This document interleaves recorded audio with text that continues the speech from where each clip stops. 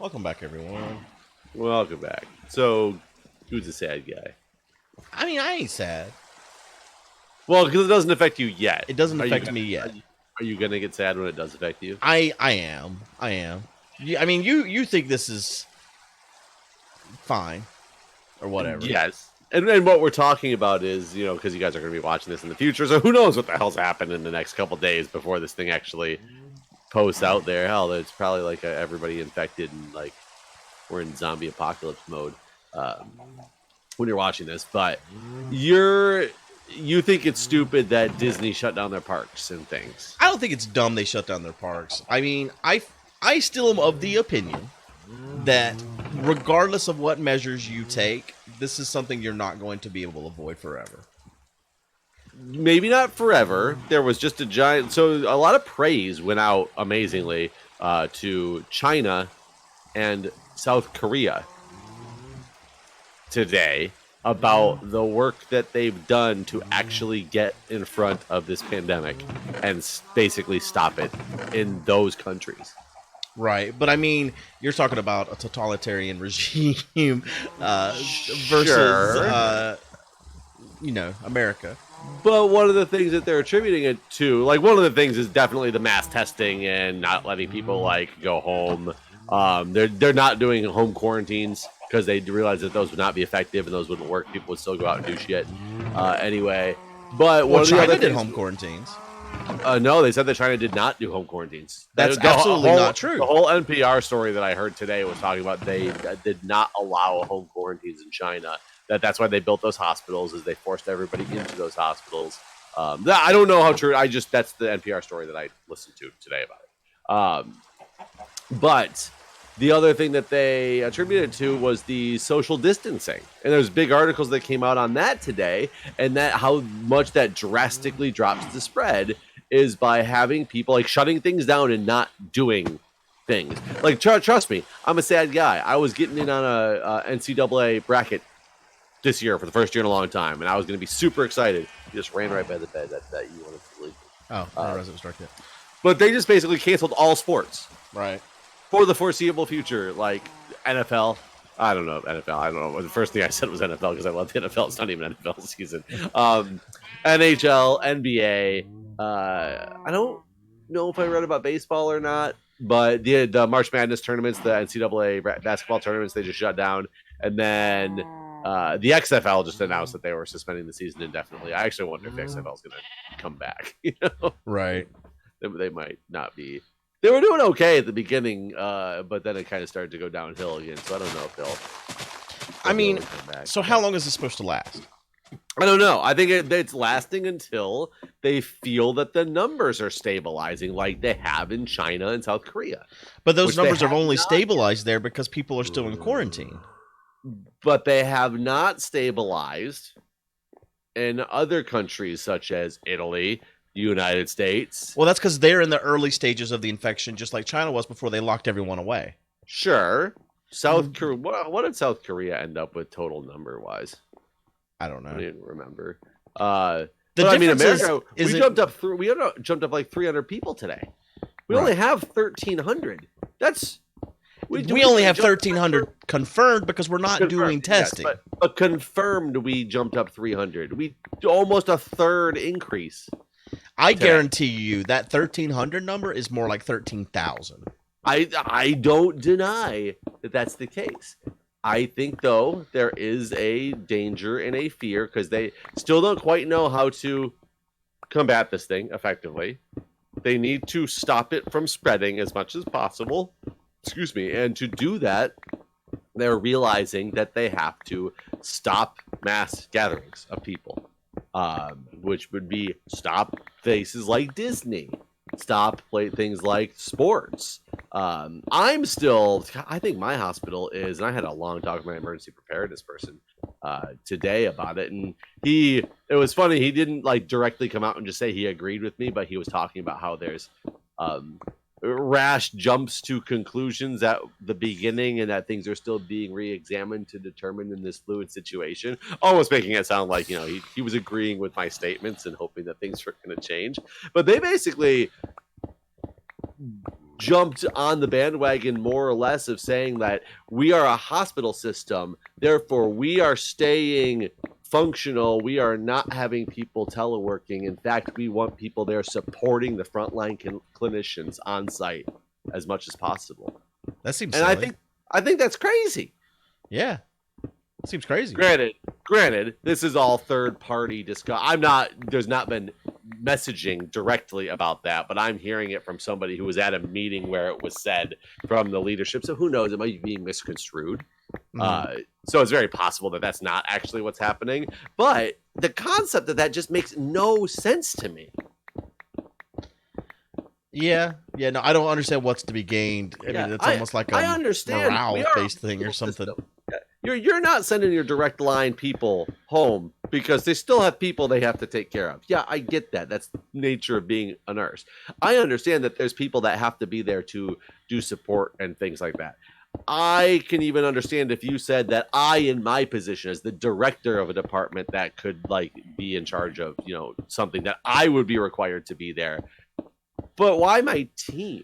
Like, if they can function from home, why wouldn't you want them to be? Maybe not. Like I said, I'm still not talking about now because I'm not, concerned. We don't have any confirmed cases. We have a few suspected ones still, but we still don't have any confirmed cases or anything like that. So I'm not saying to enact now. I'm still talking about planning for.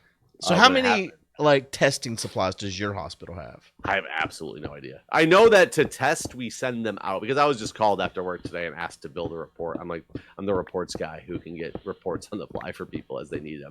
And I was asked to generate the report of all the tests that we've sent out so that they can keep tracking those patients. And so what are you sending out? Like blood work?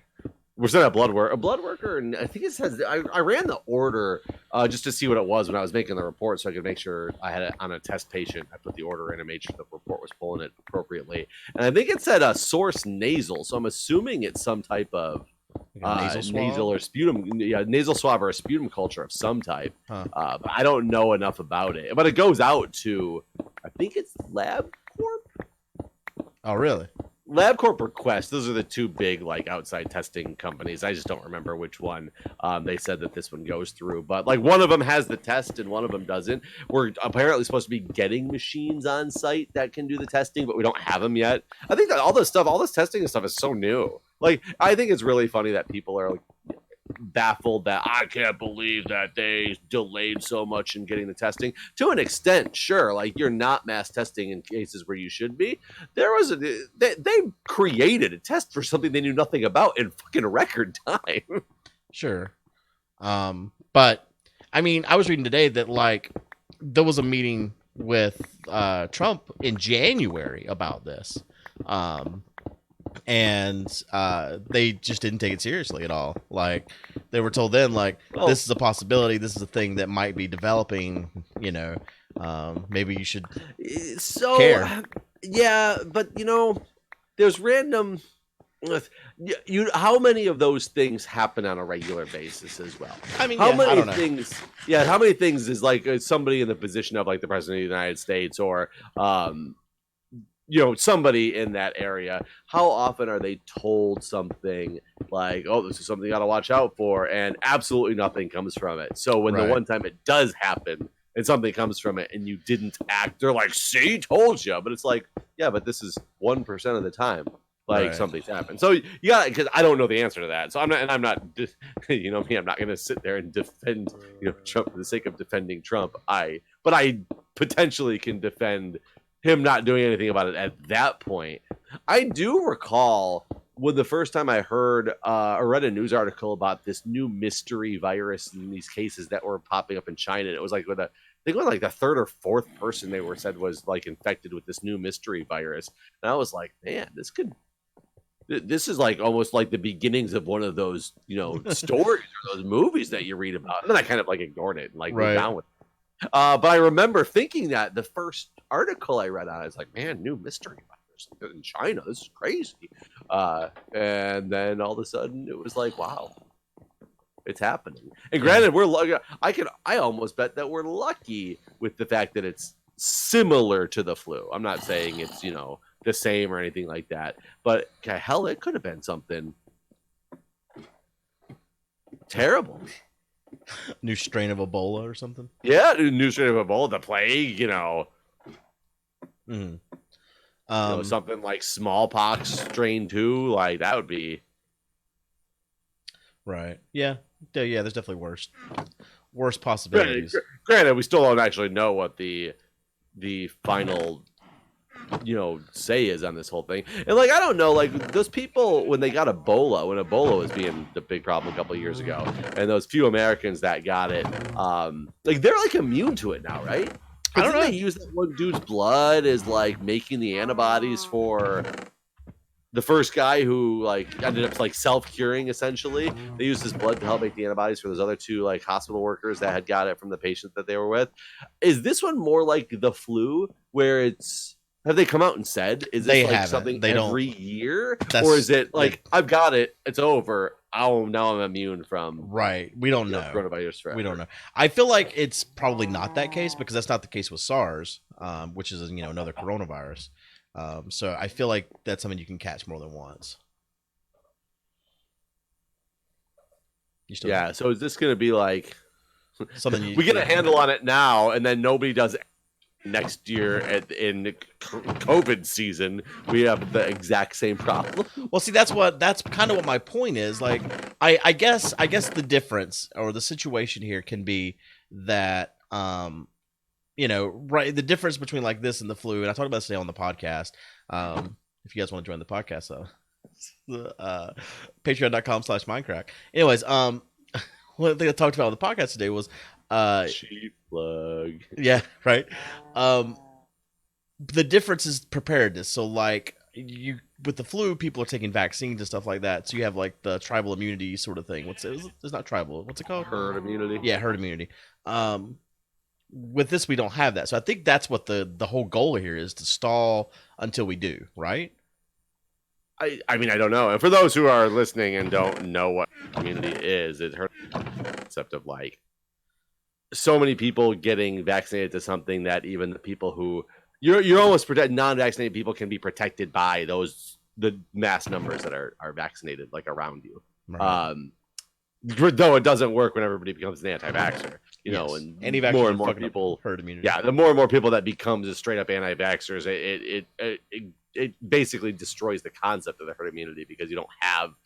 It's not the mentality that the very few people anymore, because the few is now many, are protected from, the many who can't get it, and therefore. But anyways, are we waiting for it to be herd immunity?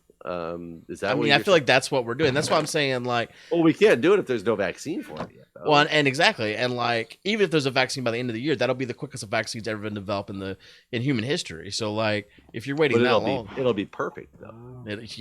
Will it? So yeah, I don't know. I'm just saying, the infrastructure of America cannot handle the shutdown that we've basically imposed at its minimum stage right now for more than a month. Why do stock markets crash?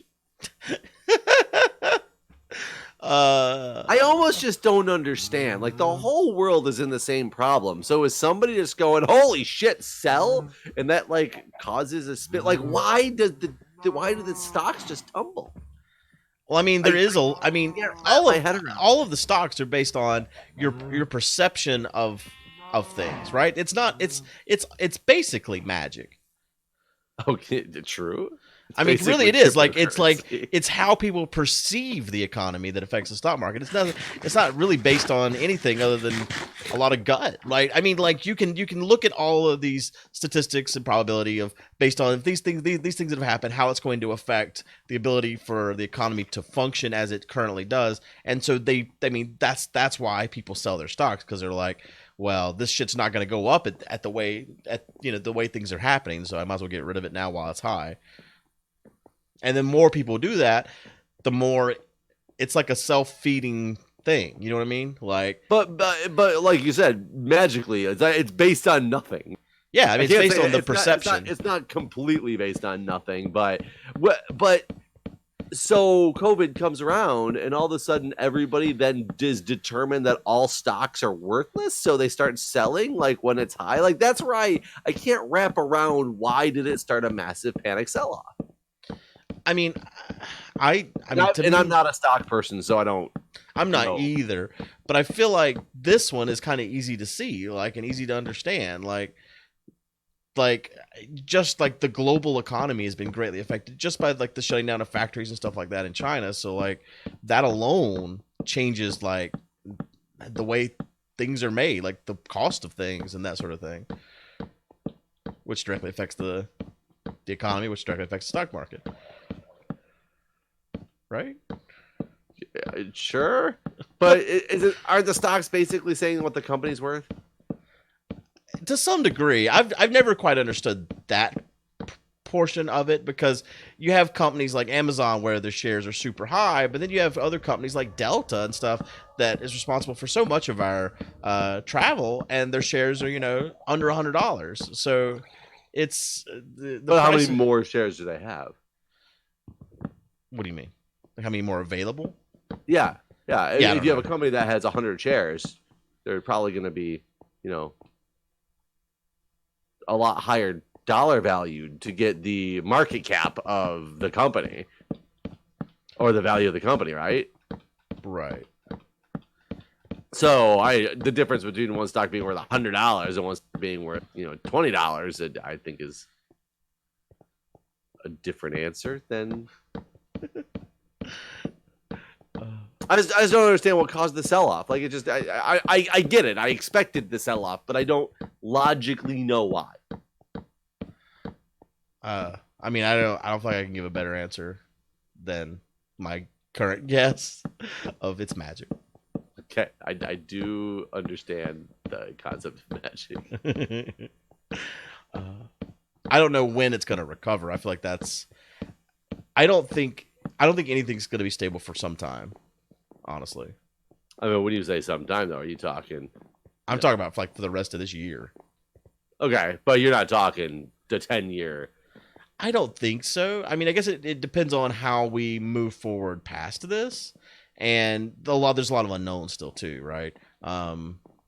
So I feel like there's too much unknown to make a good guess. Like, there's not enough information to make an educated guess on how long we're affected by this. Like, I feel like this is another thing I said on the podcast that you can view at patreon.com/Mindcrack. I think it was actually even in the premium episode, so you're gonna have to subscribe to that Patreon to hear the in-depth analysis from educated, the in-depth stock trading advice. But like 9/11, some things will be changed by this that change forever. I think. Agreed. So like, just like, I mean, I remember pre 9/11, we would go to the airport even when we didn't have flights sometimes and just like go hang out.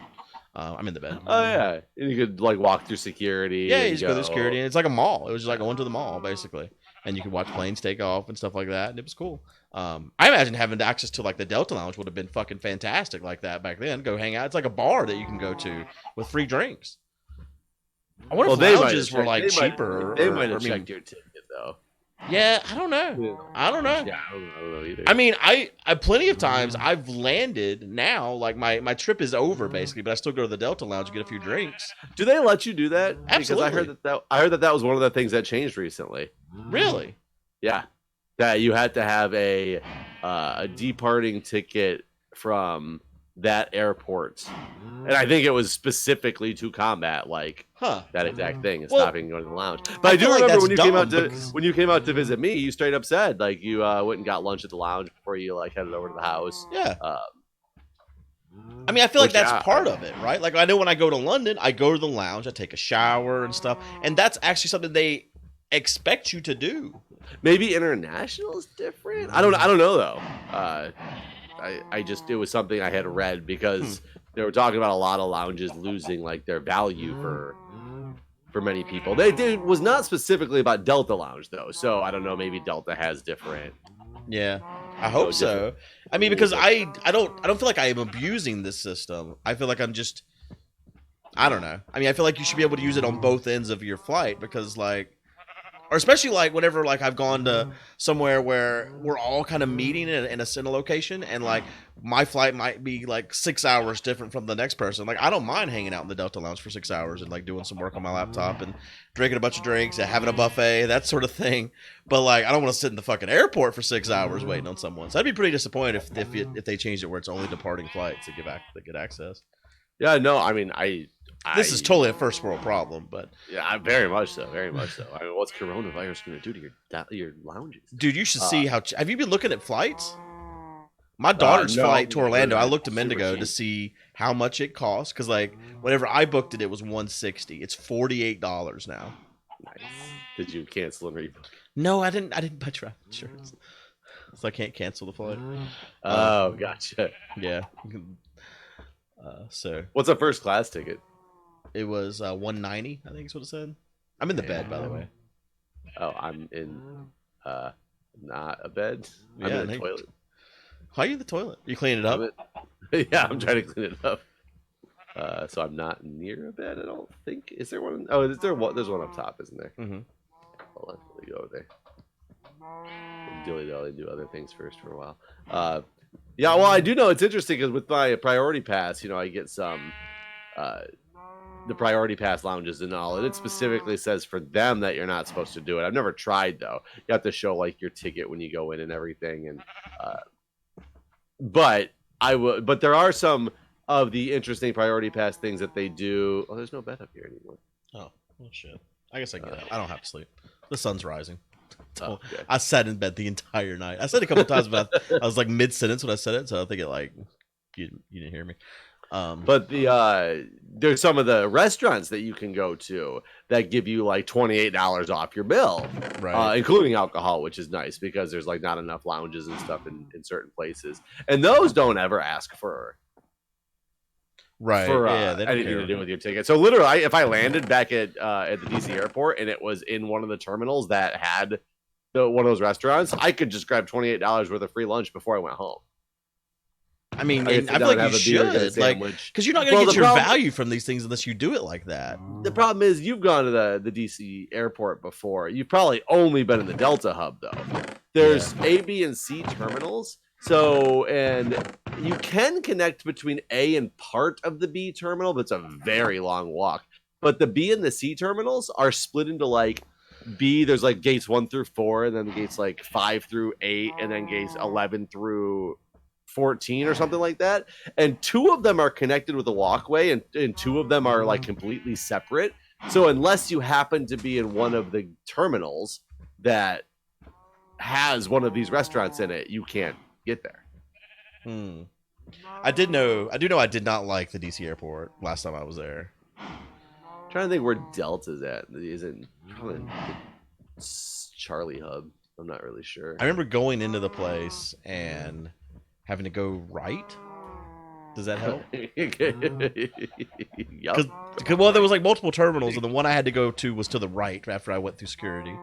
And that's where the Delta Lounge was. And the Delta Lounge was like up above where you could like look down and like see everyone going through security. I did like that. That was a fun view.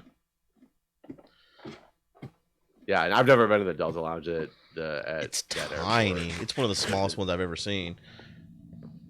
Well, I know, and it's really annoying going through Baltimore because there's A, B, C, and D and E terminal. D and E terminal are together, and A, B, C are together. And of course, the lounge that I have access to is like in the E terminal, and I've only flown out of the D or E terminal once ever. Oh, that sucks.